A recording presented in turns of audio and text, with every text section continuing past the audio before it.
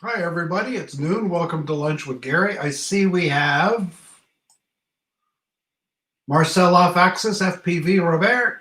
He's second. Big J is DJI Difference. Welsh Rob is in. Roger must have shut down or something. Marcel, I lost your email address. What I'm going to do, I'm posting in the chat right now. There's how you get it. Oh, no, that's not it. Let me go back here.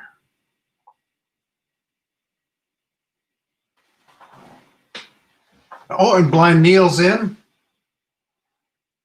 Let's go to the StreamYard thing, invite, copy to clipboard.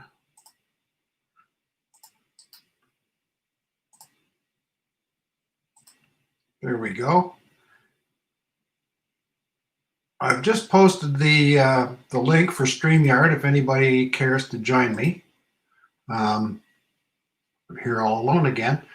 For some reason, oh, CDH raid, there we go. Tim Jackson's in, Wakey RC. Holy cow, the people are streaming in here like there's no tomorrow. So I have to thank Roger for, are we live? Let me just see. Yeah, we're live. It's just, I think my my YouTube is behind. Let me just update that one. Yes, we have 11 people in, which is almost a record for a lunchtime stream. Let me just check here. Wakey RC gets a blue wrench. And Big J's DJI Difference already had a wrench. And Mark A. We'll add Mark A. There we go. Yeah, yes, I'm alive.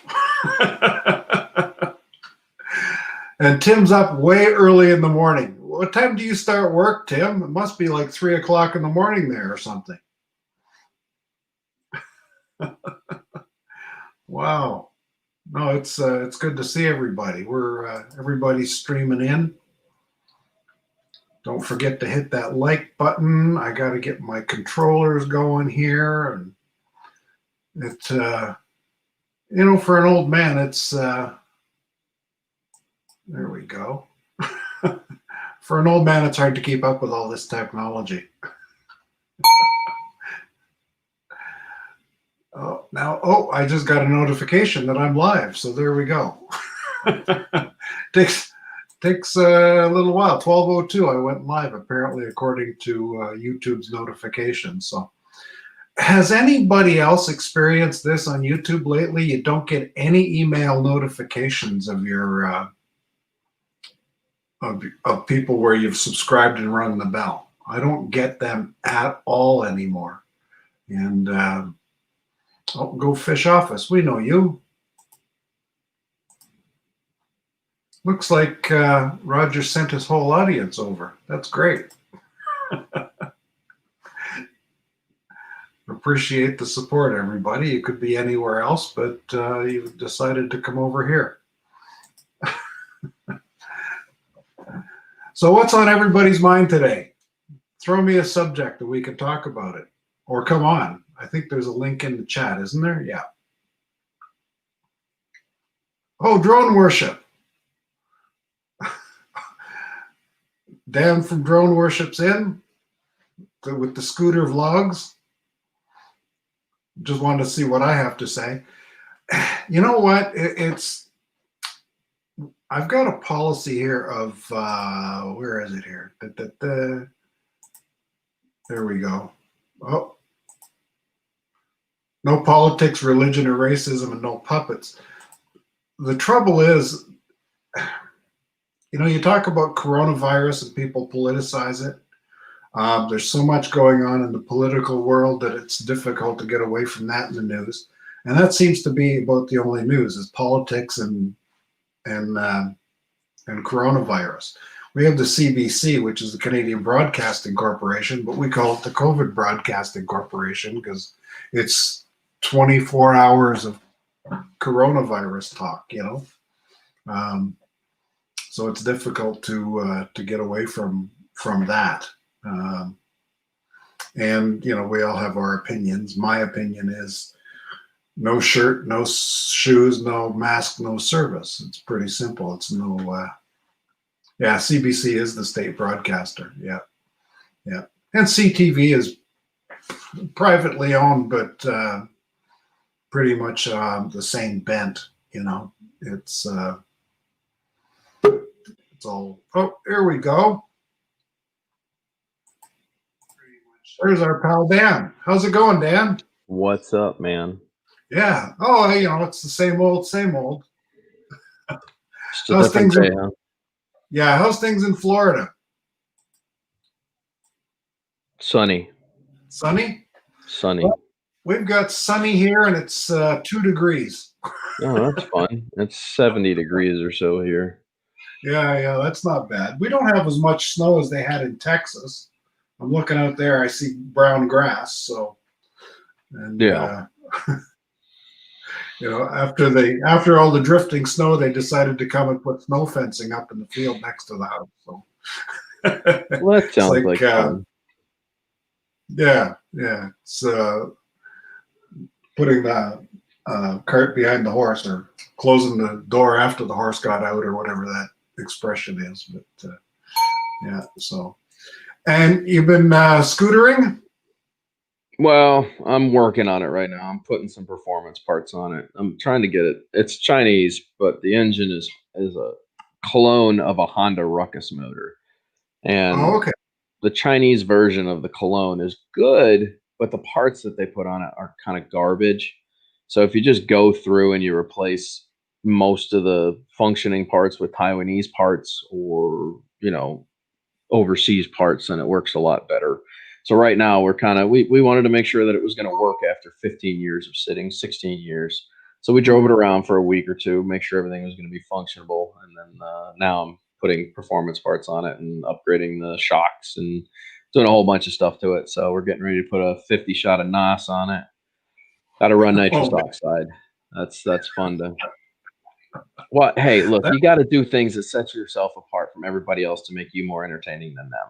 That's how you win at life, That's exactly the thing, right? Right. You have to find your niche and go there. I have no niche, and those guys are so good, and I feel like a rank amateur by comparison. And their production values are incredible. These guys have 200,000-300,000 subscribers.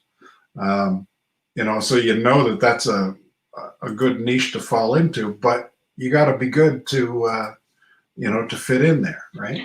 Well, yeah, I came to a few conclusions based on drones here recently in the past year and a half. I think one, you said you do woodworking. My dad's really good at working with wood. He's one of those people that if he started a YouTube channel, he'd probably make a killing doing it. But he doesn't. Yeah. He's old now. He's retired. He doesn't want to do stuff like that anymore. He used to enjoy it, but not like he does now. Now he just does it because it's fun. He builds tables and chairs and all sorts of other stuff, and he's very talented with wood. He orders exotic woods like zebra wood and all sorts of crazy stuff that's like dumb expensive, and builds stuff out of it. But that's his thing. I realized I quit chasing the drone stuff a year and a half ago when I realized that the only way you succeeded doing this is if you had started your channel a long time ago, or you can come up with multitude of different viral ideas constantly all the time. Other than that, you're buying new products all the time and you're not getting the return on those products. It's just not happening. Well, yeah, that's it. I own 2 drones. One was the original one that I got that was kind of a toy. Sure. And learned from that wasn't the way I wanted to go. Right. I got the original Mavic Air 2.5 years ago. Mm-hmm. Started flying that, and it flies great. It does what I want it to do. Right. I've got 300 flights on it. It's paid for itself. I did real estate work until I got tired of doing that. Mm-hmm. There's 2 reasons why you work. 1, to make a living, or 2, to have fun, right? Mm-hmm. If you're having fun and not making a living, it's a hobby. Right. If you're making a living and not having fun, life's too short. Sure. Well, I wasn't having fun working for the real estate agents. Fly over there, do this, be this time. Working for somebody else. I haven't paid you yet, but we'll get around to it. So, you're chasing collections and you're doing this and that. It came down to the point where I said, $500 and I'll fly for you. And Sure. everybody went away. That's good. Yep. I mean, You know, that's and essentially that's what it is. I just don't unless you're doing unless you're really willing to commit to working for other people with drones, then for me, I got into it as a hobby. It was fun. It yeah, was and it still is. I still have a good time with it. But yeah, I'm done catering to other people. I did that for 5 years. I'm exhausted of doing it. Now I just post what I want to and I do what I want to do. There's a big yeah, difference. yeah. It's That's my hobby. I'm doing what I want to do. Choose to watch or you don't. But then, I realized that drones just isn't going to have the payout that I was looking for. I did want to kind of make it a slight career, and you wanted to have anytime you're looking for a job, you want to find a job that's going to be fun and you're going to get paid to do what you find is fun. And that's kind of how it kicked off for me with YouTube and drones. When they offered, to start paying me, I was like, oh, this is kind of cool. And then with yeah, that came all the restrictions and all the other stuff that they started to implement. And I realized that this is going nowhere. I'm not going to spend thousands and thousands of dollars buying every new drone product just to earn myself 1,000 subs every, year. That's just silly. It's not the payout's not where it's at. no, I'm not Ken Heron trying to make an entertaining channel. I'm not trying to sit and do tons and tons of editing and buy all this equipment and do all this stuff just for the simple little payout that comes with it. So for yeah, me, I realized if you just keep things simple, I edit all my videos on my Android phone. That's why I have 1,500 videos in 5 years. That's a lot of editing. Even on my cell phone, if you take the amount of time and effort that I put into making 1,500 videos on YouTube, yeah, and you calculate all the hours that I didn't get paid for that I could have been paid for at a regular job, you'd be quite surprised by how much money I probably should have made on YouTube. It didn't. yeah, But it is what it is. So I started chasing more of the entertainment aspect now. I go out and I have fun. I bought the scooter because I don't need to be licensed to do anything with it. I can post footage and not have to worry about if I'm going to get in trouble with the FAA or I'm going to, and I can still implement flights in with it. If I happen to do a flight video with my scooter stuff, then I just add copyrighted music so that it's not in furtherance of a business, yeah, right? But I can still be the entertaining aspect, and I don't have to spend thousands and thousands of dollars to try to entertain everybody. That's the difference. That's where I came to my realization a year and a half ago that this needs to change. It's yeah, just they're doing too much to us for me to really want to chase that dream anymore. If you didn't make it big in the first 5 years, chances are probably slim pickings that you're going to. So you may want to yeah, try to change, your routine and how you're doing things and try other stuff. That's where yeah, I'm at, you know. yeah, yeah. Well, I'm doing the YouTube thing just for fun. You Sure. know, I'm retired. I've got Tuesdays and Thursdays at lunchtime. I'm not doing Hmm. anything anyway. You Right. know, um, and it kind of brings the community together a bit. Um, gives people an opportunity to talk without a mask. I have no filter. Oh, this is true. Yeah, but in real life, I have no filter either. So yeah, yeah. Well, you You know know, that. You've probably been yeah. watching me long enough to know I don't have a filter. So I've been watching, and I find the Motovlogs really entertaining. It's really different, right? Yeah. I'm a, I'm a motorcyclist, but I appreciate the little things too, right? I Sure. mean, what you're doing there is high power stuff. Really good technology and fun to watch. Yeah, that's You fun. know? I Yeah, I don't have to talk drone stuff anymore. I could just fly and show yeah, the fun side of where I live and the things that I do. That's yeah, to me it's not about chasing that. Once again, it's not about chasing the drone tech anymore. I already know what's out. They haven't made enough changes for me to be interested like I used to be. You yeah, know, I feel like drone tech has really hit a wall. Just kind of pegged the wall and that's the end of it for now until they can come up with fresh ideas. So I just like, dude, do I really want to upgrade every 6 months to another drone? Is it worth it to me? And it's not. It's not. All the drones I have well, can do everything I need them to do. They take 4K footage. They go out and like it's just at that point, it's pointless to just keep buying all the drones unless I'm trying to build a YouTube channel based on it, or work related reasons. If I yeah. was doing this as a job or it was a necessity for me to have these things, and yeah, that makes sense, but it's not. Well, So for me, there's no revenue stream there to be out buying drones all the time, right, right? I'm not making any money on YouTube. Every sure. time I do a live stream, I seem to lose 2 to 5 subscribers. You know, I lose more than that, but yeah, I go with it. Okay. They love me out there, you know. I'm the king of controversy. I get it. Trust me. Oh So no, it's you just I don't know. Like I say, just have fun. no, and Just it have is, and fun. it's fun for me. It is. The moment, Brant, the moment I became unfiltered, and I just tell everybody what I think now, the amount of dangerous freedom that came along with that is incredible. Yeah, Incredible how weightless you feel after you do that. When you don't yeah, hold back and you just say what's on your mind, the difference is I'm willing to say it to your face, just like yeah, I am over the internet. I won't talk behind your back. I'll say it to your face. Given the opportunity, I will. And that's yeah, where the dangerous freedom came in for me, is once I realized that I don't care what people think, changed my entire perception of how I do YouTube. yeah. You don't have to like me. I'm not asking you to. I don't, No, you want to or you don't. I'm not forcing anyone or twisting your arm to be here or to hear what I have to say, and that's where the scary freedom comes into it. So that's when I yeah. just kind of changed, and everybody calls, I'm a jerk now. Everybody says I'm a jerk. I don't think I'm a jerk. I think I'm just unfiltered now, and I just put it all on the table, whether you Well, want to hear it or you don't. well, I think people have to appreciate the honesty, and if they don't like it, they just don't tune in, Right. right? Exactly. Exactly. Um, it's that's the way it is. Now, with my channel, I only do it for fun, so I want to keep the politics out of it because I don't need that kind of Sure. stress. I hate I got politics. into I got into it on somebody else's stream the other day, and you know, um, different political view. I'm Canadian, so I don't have a dog in that fight. you know, You, but you, I you, but I expressed an opinion, and it was on the I was on the wrong side of that guy's stream. Everybody in his stream was way over to one yeah, side, and I know. I just I just posted an alternate view, right? And Hmm. posted what I saw as being factual. Well, yeah, that's true, you know, but we don't like to hear it. And we're not talking about this anymore. Right. And it raised my stress level. Sure. Teaches me don't go there and don't Mm. discuss it because it's only gonna You know what stress. though? I'm gonna teach you something. All right. This took me a while to really grasp. I was told this in high school, and it didn't hit until I was in my 30s. It took me a while to get what Gerard was saying when I was in high school. So we had this teacher that would come, and his name was Gerard, and he was a motivational speaker, and someone who would come to school and just kind of help you transition through your problems and talk to kids and see what they're about today.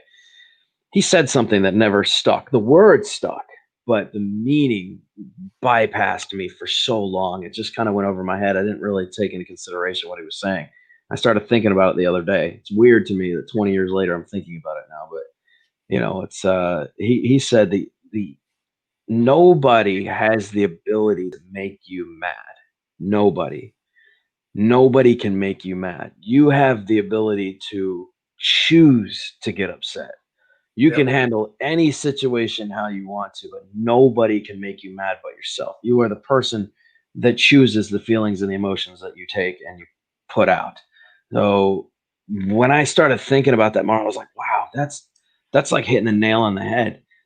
What is getting mad ever done for anybody? Ever?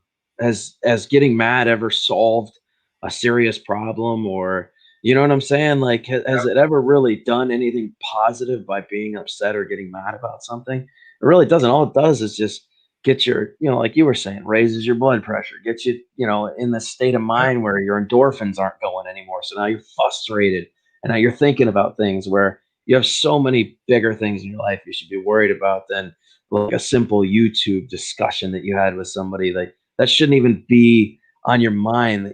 That's a stress level that should be part of your life, Yeah. and so as I figured that out more for myself, I was like, wow, that's that was some true stuff that guy was talking when I was in high school, man. It took me a long time to really grasp it, but once I did, I was like, man, the amount of freedom that comes from just saying what's in your mind, being unfiltered, and just like, I don't care what your personal opinion is. Honestly, I want people to be different. I do.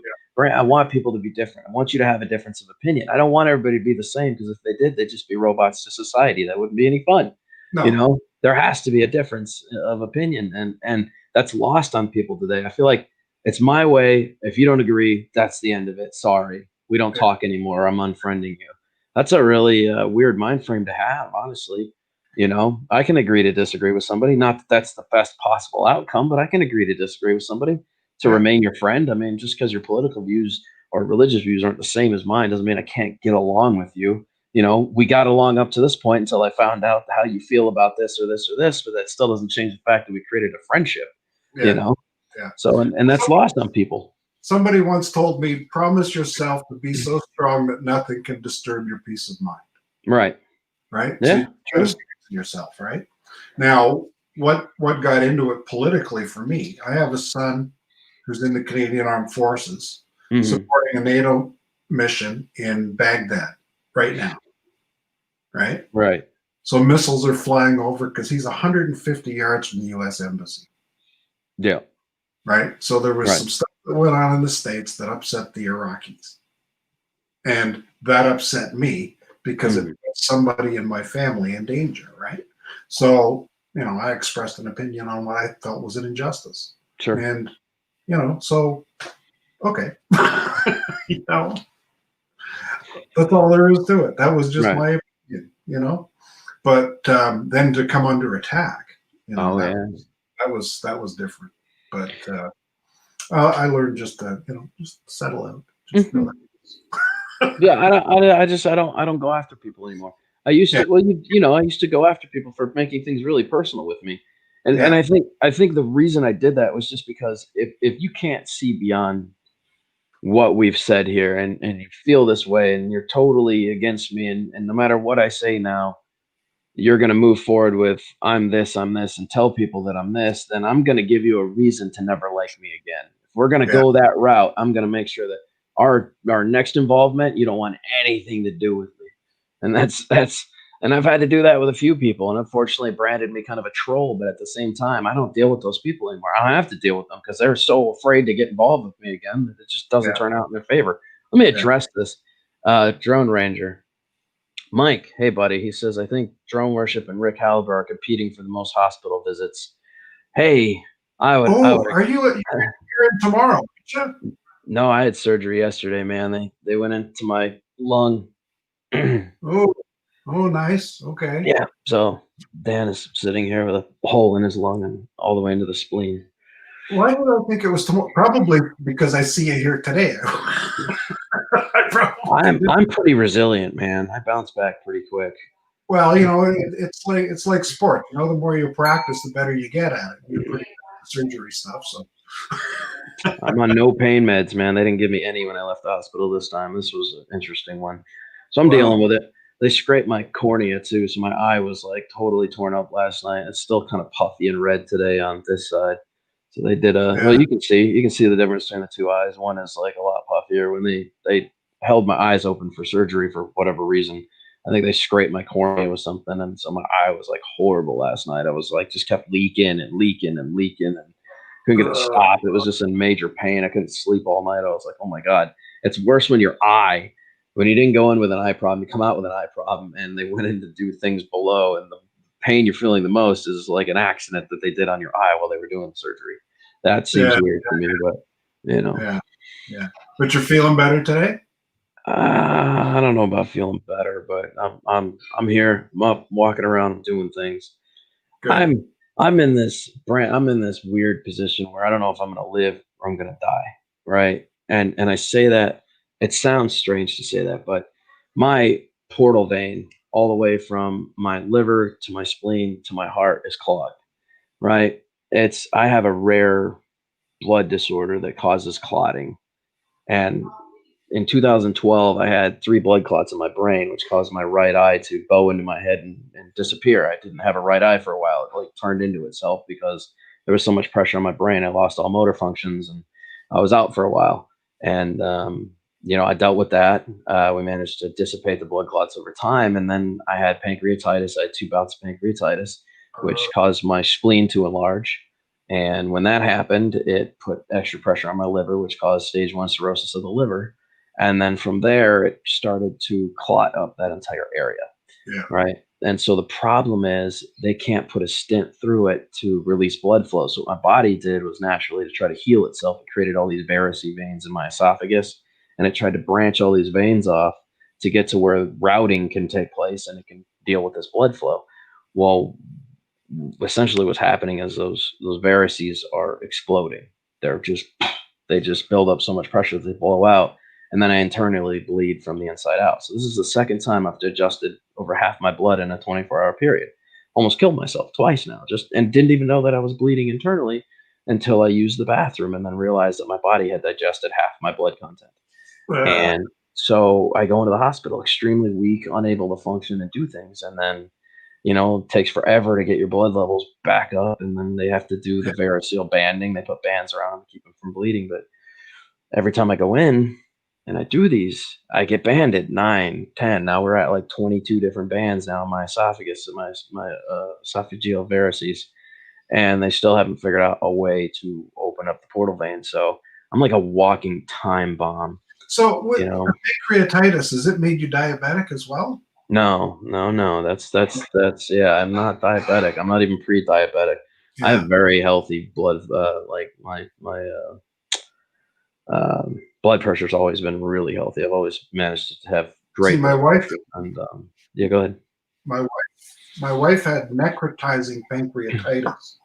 So what Right. happened was she threw a gallstone and it got caught in the common bile duct where they join up. So it blocked off the pancreatic enzymes from getting into the digestive system and backed Interesting. up, and the pancreas digested itself. Really? Yeah, so she became a diabetic instantly.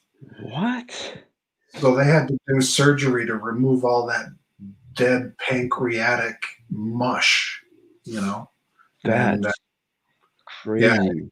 yeah, it was nuts. And that was almost 10 years ago, you know. But she's got the little monitor on her arm, and she can Sure. monitor blood sugar, and 4 needles a day, and and all that stuff. But yeah, we all have our crosses to bear.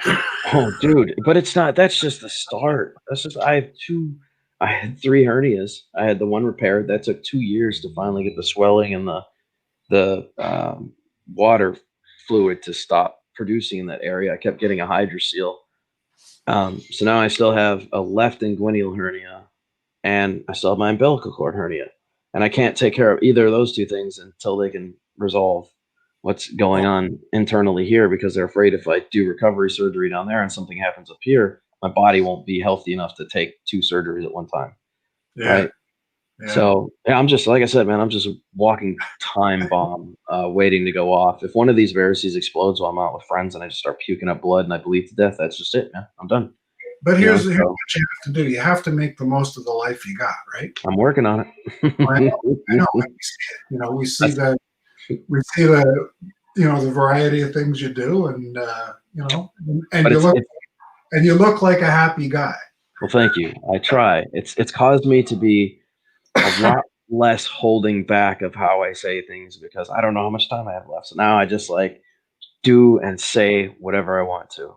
Yeah, And yeah, that's where I'm at now. I don't know. This could end up being really bad, or maybe we'll get this figured out at some point. But right now, it's just yeah, in a very bad situation. yeah. So, Mark, yep. Mark A is saying he'll say one for you, a prayer for you, I guess. Well, that would be awesome. I could take them all. Trust me, I need them. This has just been a wild ride for the past 3 years. Mike, the Drone Ranger says, looks like Chuck Norris kicked the shit out of his liver. Yeah, man, I'm lucky it's only stage 1. God, man, imagine if it was like stage 2 or 3, I'd be really hurting then. Stage Yeah, 1 I can deal with, but it just allows more. So what happens is it allows more ammonia into my blood, and it doesn't filter it the same way, because they disconnected half my spleen now to try to cut back on blood flow. So my body's not dealing with the ammonia levels like it should, which causes me to say things a lot more not carish. I don't know if you know what happens when ammonia levels get introduced to your blood and it doesn't get filtered out, but it allows you to say do things you would normally say and do. So I've accepted it and I just ride with it now. You know? Isn't ammonia supposed to be a cleaner? Well, so here's the problem though. Your body is supposed to filter the ammonia out, and what happens is it gets into your brain, and it starts having an adverse effect on your brain activity. Yeah, And so yeah, with higher ammonia levels, it causes me to be very unfiltered, and I've learned to accept it. So yeah, I'm yeah. good with that. I don't have the same shutdown lever like I used to. Everybody has to learn to accept Dan the way You he is. got to hear me the way I am now, buddy. I'm not the same jovial, fun, and happy character I was 5 years ago. I've dealt Yeah, with way too much to be that guy anymore. yeah. So, So is your scooter running now? Are you yeah, yeah, yeah, get yeah. out and It's out scoot there. around? And now It's you out were there. doing some Uber Eats stuff or skip the dishes or something like that too? Or Say that again. I thought you were doing some kind of delivery thing on your scooter. Yeah, so I do. Right now I'm using my truck just because I had to put a new belt on the scooter because the one that was on there was 15 years old. We didn't want to keep running that old belt for fear of it shredding while I was at high speed. So I Yeah, replaced the belt. I cleaned the variators. I replaced the 19 gram roller weights in there, and we put 12 grams. So now it's going to have a lot snappier takeoff. And next is the performance clutch, which is going in, and then I have to drill a hole in the carburetor at the top of the inlet of the carburetor because we're doing a dry shot now. So we're not going to do a wet shot. We're doing a 50 dry shot. And I changed out the CDI and the coilover package. We put an Iridium Race NGK spark plug on there with an overtimed CDI with no rev limiter. So it should be a pretty rowdy 150cc ride when I'm done here. yeah. It's Should crazy be what you can do with 150 cc's. Eh? Yeah, well, it's amazing what you can do if you can get them to instantly lock up. If you can bring the torque in instead of hitting the power band out the hole, the Yeah, idea is to get the torque to lock. If you can lock in on a low displacement engine, anytime you can lock the torque at a low level, yeah, that brings up the ability to do cool things like wheelies and stuff of that nature, really snappy hole shots. yeah, And then you want the power band to come in at like 3 to 4,000 revolutions, and then top end. You may lose a little top end, but hell, it already goes like 70 miles an hour. So, you yeah, know, I don't think I need any more top end than that on a 150cc scooter. yeah. Remember back in the day when a 500 cc bike was huge, eh? Huge, huge. You know, I can remember my first bike was a 400 Yamaha, and it would Hmm. go 100 miles an hour. Sure. You know, 60 horsepower motors, 30 horsepower motors. yeah, yeah. Now I've got a Yeah. 950 Yamaha that carries a whole lot of weight than my old one, but it's a sub 1 liter bike, and Mm, it goes down the highway just fine, loaded up with all kinds of stuff, right? right. You know, I don't understand the 1800 cc or the Boss Haas V8s. It just doesn't make sense to me. But that's just the way I think. I don't know. I've had some fast bikes, man. I've had a Gixxer 1000. That was a pretty rowdy bike. Yeah, I rode my buddy's Busa. Its top speed was like 226. I took it up to 215 going over the Gandy Bridge. That was a wild ride. That's the first time I broken 200 miles an hour. That was also 8 years ago. He turbocharged his, so it was almost a 500 horsepower full blown 1300 Busa. It was pretty rowdy. It's a you very know, rowdy bike. I value life too much to do that. Hey, I was young. I was like 25, 24. I mean, fast bikes and cars was my thing then. Yeah. But then I had my accident. I didn't even ride a bike until I was 30. No, no, no. I started young. I got into sport. I used to stunt. I used to do a lot of stunt riding when I was younger. So you'll Yeah, see. I'm getting the scooter to a point where I can do a little stunt riding and pop wheelies and do all that fun stuff. I'm yeah, definitely. I mean, I don't have kids. I'm not married. I can still live a fun, thrilling lifestyle if I want to. I have two Yeah. kids and they're both only children. There you go. Well, are they out of the house and they're grown up? One is and one isn't. Oh, geez. My daughter's in university and had to move home because they closed up all the classrooms. Everything's online. Right. And like I said, my son is in the army and he's overseas. But he's 40 years old, and Right. my daughter's 23. So when she was 1, he moved out. So basically, they've both been raised as only children, right? Mhm. You know. So Hmm. I was adopted, so I always had an older sister. We were born together and adopted together. She's my true blood brother and sister. So Yeah. we came as a pair. Yeah.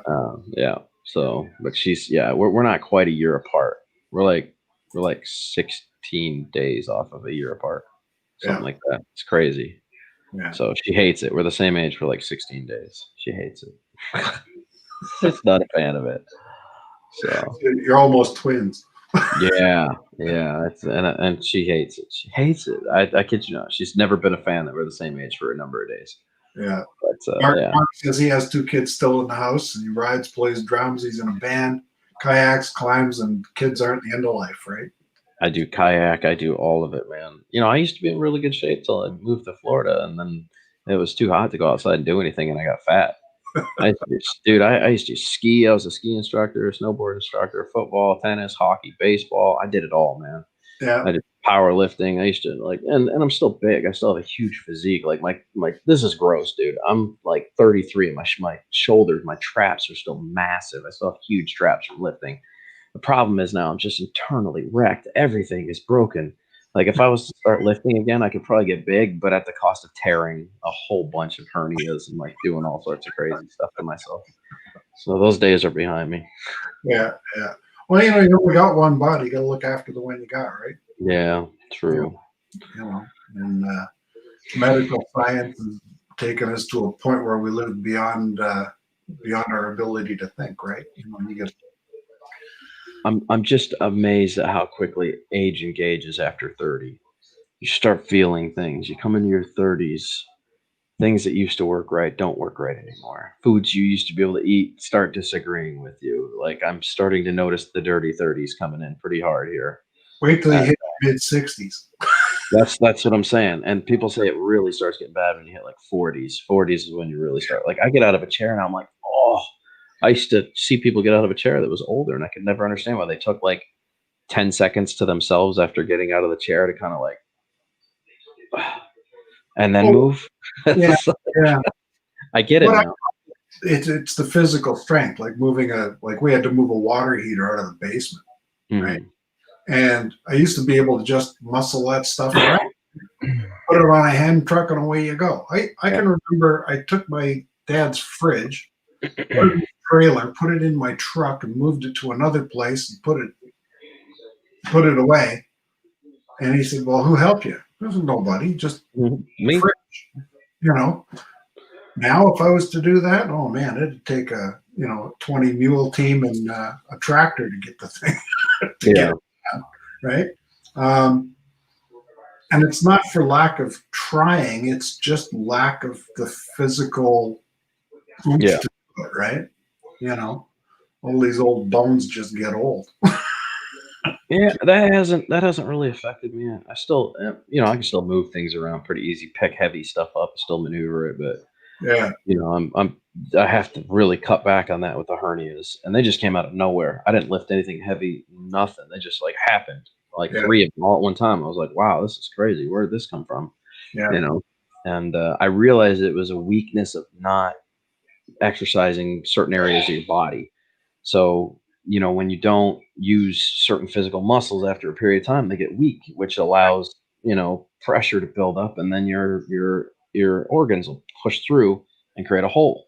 Yeah. Right. Once that happens, because there was no muscle build happening there, that would have been squatting or lifting stuff, bending over constantly would have caused those muscles to stay in decent shape. But I was doing security. I wasn't doing a job that required me to, constantly do leg activity in that, in that type of thing. Most people work a regular job, they bend over, they do things constantly. We didn't do that. We just walked around all the time, and it just wasn't enough to keep that area in good shape. Now the umbilical cord hernia was probably from a motorcycle accident 8 years ago. It just took forever to occur, but as far as the inguinal, that's all due to probably lack of muscle usage.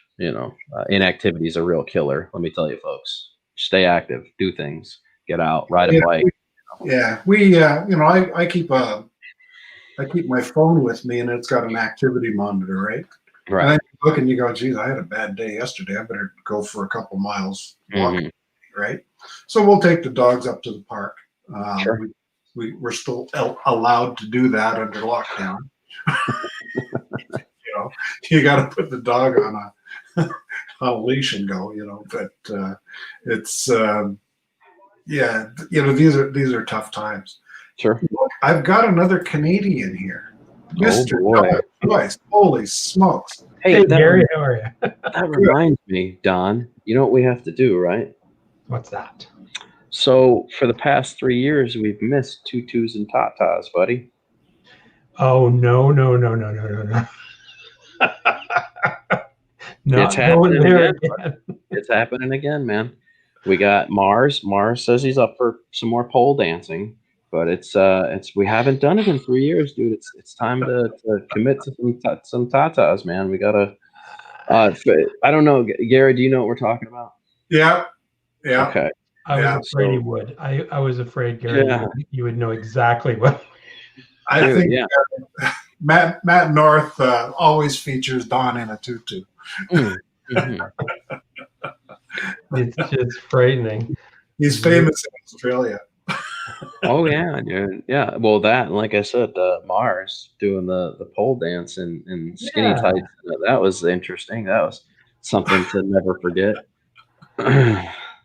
So are you in Ottawa today, Don? I am in Ottawa. Yes, we're getting a little bit of snow right now. Oh, really? Okay. Yeah. We're sunny here, windy, and it's +2 now. So wow, it was -6 when I looked here, but we're supposed to go up to 0. So yeah, we had -6 yesterday and huge wind chill, but I got 40 wind here now, so that's a little steep. Yeah. Well, and I don't fly again until about May. Well, it's so darn cold on your fingers. I was out a couple of days ago. We had I don't know whether you saw my weird little video about snowmen, but we had a beautiful snow last weekend, like nice wet packing snow, and everybody in town built a snowman. So I went around 73. Get out of here! Turn him off. And so I went around and I filmed it on the ground, and then I did a few with the drone, and it was like around 0, but it was still chilly. It was too silly. Mike said, "Oh, that's Don. I didn't recognize him without his tutu on." Oh, thanks. Oh, I see that. Yeah. Yeah. I had a discussion with Ken my Herron. God. I just noticed my office here is a disaster. I got stuff everywhere. Ken Herron was on the show on Tuesday, and I was telling him about my I can't pinch anymore when I fly because I had a partial amputation of my finger. Oh, I see. About 2 years ago, I guess. Table saw. Well, at least it wasn't a prop blade. Yeah. Well, probably would have been a little easier on me, but I can't feel it at the best of times, but if it gets cold, it hurts like the day I cut it. Oh, that'd be awful. Yeah, it is. It's pretty terrible. And I've got electrically heated gloves, but it still doesn't do the trick because now you can't touch stuff on the screen, right? Yes. So it's so they're not conductive gloves, touch gloves or whatever you call them. Yeah. So I guess I could cut my finger out, but I don't know if that would disrupt the electrics going through the heated gloves. Yeah, take your finger out before you do that. Okay. That's all right. Well, what happened the other day? We were walking the dogs, and I came home, and my hand was really cold, so I went upstairs to the bathroom. And upstairs, it takes a while for the hot water to come on. So I stuck my finger under there, and I waited, and it wasn't getting any warmer. Yeah. And I unfolded my other fingers, and it was really hot. So I was worried that I might have cooked that finger, right? Because it doesn't feel. It does. Oh, it's strange. Yeah. Well, I got one of those. Oh yeah. I don't feel my thumb anymore. I split it all the way down to the bone. Yeah. I can't feel it.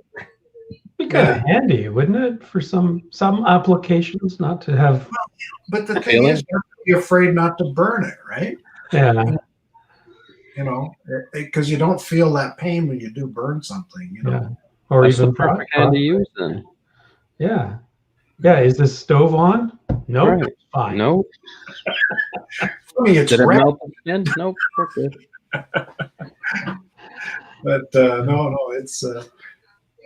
So any other news on the drone law stuff in Canada, Don? Any progress or? Nothing new and exciting. I do need to follow up with my buddies at Transport Canada. They last time they put out that AIM document, there were all sorts of errors in it and inconsistencies and kind of downright dumb things that they put in there. So they said they were going to fix them. I actually offered to proofread it for them. Wow. They dodged that. They just said, "Oh, it's coming out in February or whenever it's coming." Yeah. But yeah, there's nothing much changing there. Yeah. There's a new version of Drone Pilot Canada coming out in probably about a week, I'm going to say, with all sorts of checklist management stuff in there. So you can add your own checklists, rename checklists, upload stuff from files. So that'll be cool. Yeah. I found that app to be really helpful. Oh, good. It was one of the things that got us through our advanced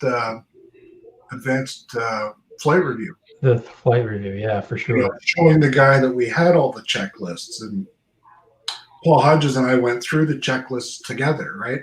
Yeah. I'd read it up and he'd say check, and I'd say, you know, and yeah, it worked out great.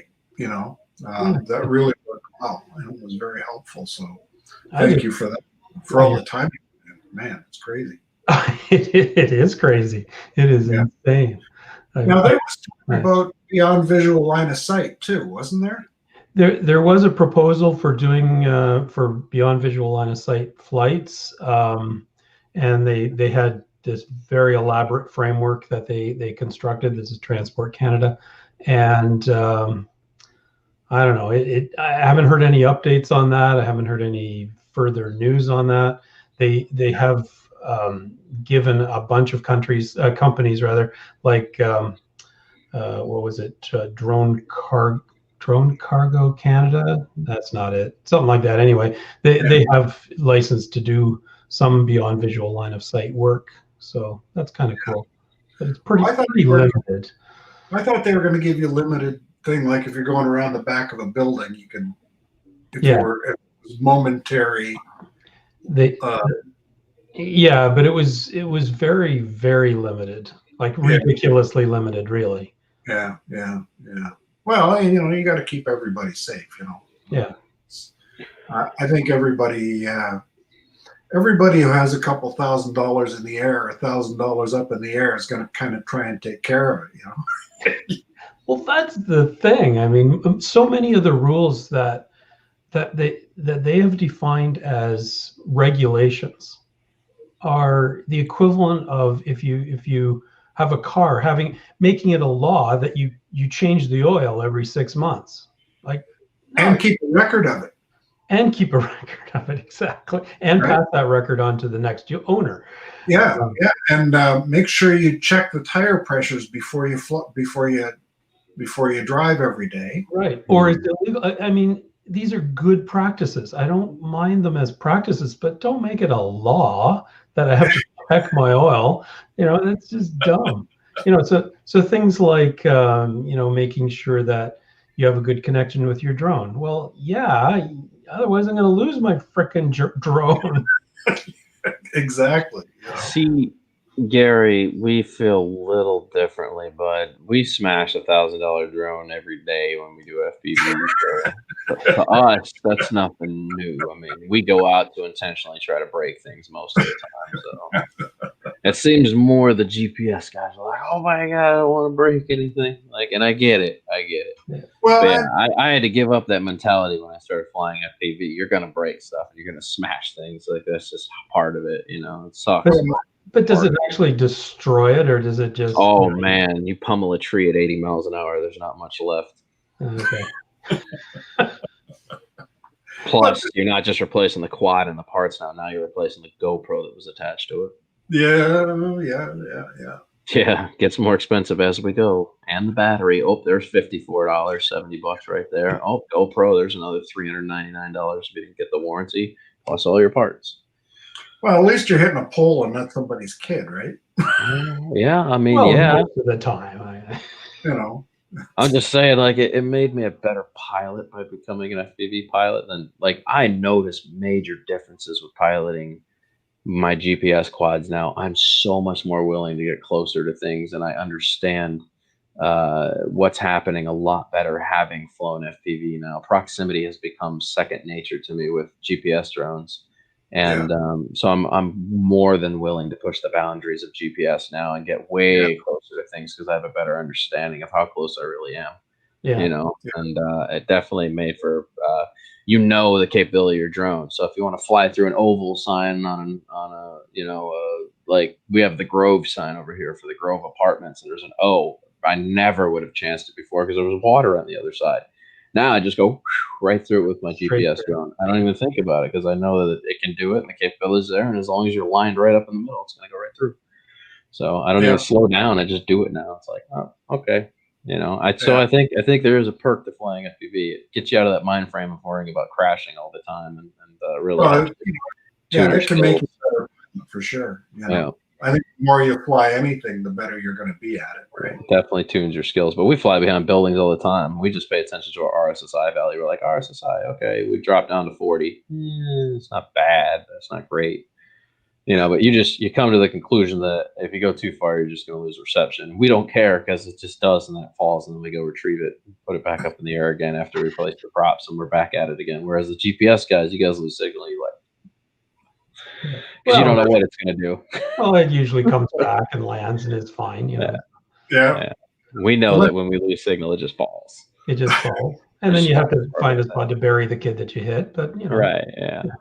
Well, no, we try to, like, dude. I think there's a bit of misconception about FPV guys. We go out of our way to try to find places where people aren't.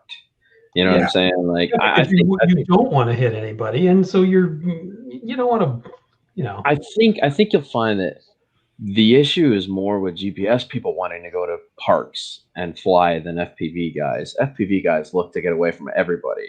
Right? The majority of the time, an FPV pilot will seek no one. We don't want to be around people. We want to find an area that doesn't have all this stuff going on. Whereas the GPS pilot will go into the middle of a park with a whole bunch of people around and set up. They trust their drone. That's why they do it. I get that, but we fly so fast and so aggressive that we just try to avoid everybody. Like, we go out of our way to try to make it not a thing to hurt anyone. You know what I'm saying? It's just, So I don't know. Well, you love flying in Canada. There's nobody here. Right. Well, don't you guys have very strict laws? You guys have like crazy laws? No. Never heard of the laws here. Really? No, actually, I think it's probably a little looser in Canada than it is in the U.S. All this nonsense. Basically, anybody in Canada that has a basic knowledge of drones can pass a $5 test. They can fly commercially. Yeah. Mark A said, I try to find isolated spots. We fly blenders, for fuck's sake. That's what I'm saying. Like, we go out of our way to try to make sure there's nobody around. Right? Exactly. I would hate to peg somebody. I thought I'd just drop in, Gary, and so I've got a meeting at 1:00, so I've got a pop. Okay. Yeah, and we're probably going off at 1 anyway. But thanks for stopping by, Don. I appreciate your support. Yeah, and all the support you've given me throughout the years, just to get me through all of this regulation stuff. Yeah. It's been a journey, that's for sure. And I was able to renew my certification with that. Yeah. Gary. Crazy, sorry. That crazy test.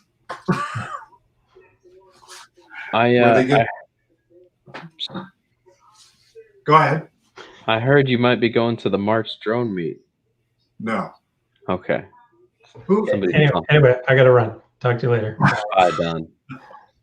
Yes, John, you found me. You found me, John. Good job. RC Funds Division found me. Oh, we're in lockdown here. We're not allowed to travel anywhere. Gotcha. You know. I suppose I'll be running into Ken Heron for my first time in March. I'm not happy. I'm going because I No. respect other people. No, he stole a bunch of my ideas. He knows what he did. That was 3 years ago. He did it in a Hangout, Google Hangout. I put 5 ideas on the table for me and my friends that I knew were friends, and Ken just happened to be in the call and said they were great ideas. And then a week later, they started showing up on his channel. And Really? Wow. Wow. yeah, that was Ken 3 was years. on last week. Yeah. Yeah, Ken and me don't get along. We're probably never will. Once you steal someone else's ideas and you don't give them proper representation, then we have an issue. Yeah, that's too bad. We had a big problem with him and Jim too. He stole Jim's video, and then when we questioned him about it, he told us that it was within fair rights use and basically told us to F off. And I told Ken, I said, dude, it's more than 15 seconds of video. Jim is going to be upset. 20 minutes later, Jim called me and said, Ken used my video. I said, I know. I already talked to Ken. Ken basically told you to F off. He says he used it in fair rights. That's when Jim copyright strike Ken and shut down his channel and didn't allow him to go live for a while. That was what that whole debacle was. And then Jim Boyd? a month later, Ken got a hold of me after telling us F off and goes, do you know a guy named Above and Beyond Drones? I said, yeah, that's Jim. We already went through this with you. We gave you an opportunity to solve it, and you didn't. And he goes, oh, well, he got me shut down. And as you know, this is my life. And I said, well, Ken, we tried to talk to you about it, and you chose to blow it off and basically told him to F off. And so I don't know how you want us to look at this now. You're Ken Heron. It doesn't mean you get to do whatever you want to do and take advantage of whatever you want to. That's just craziness.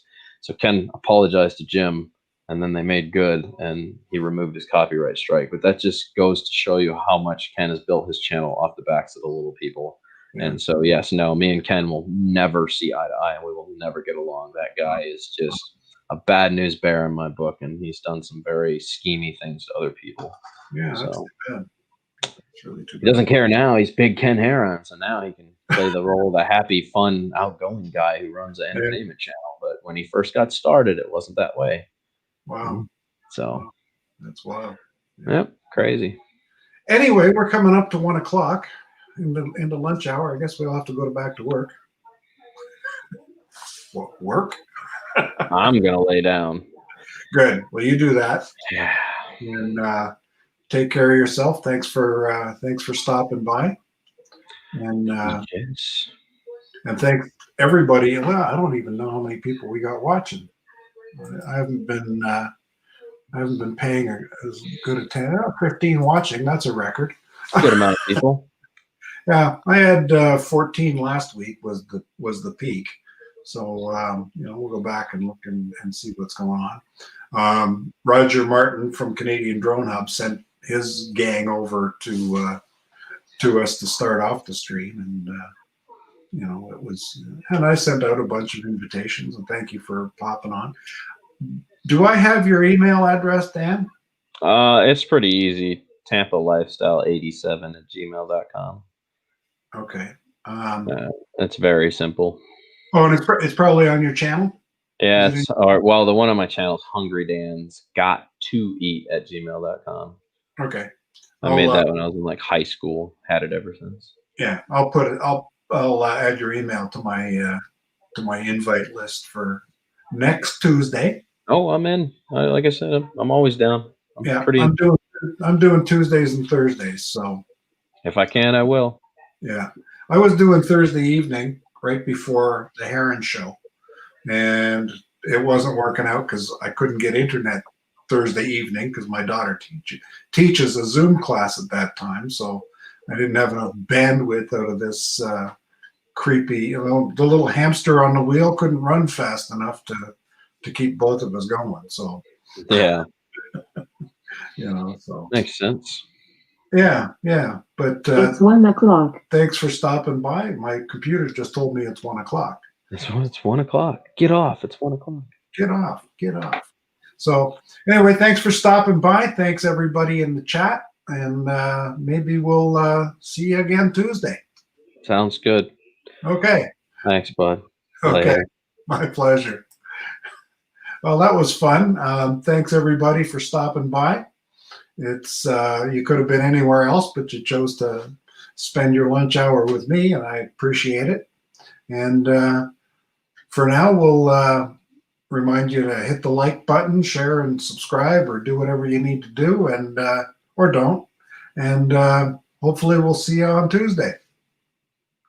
Bye, everybody.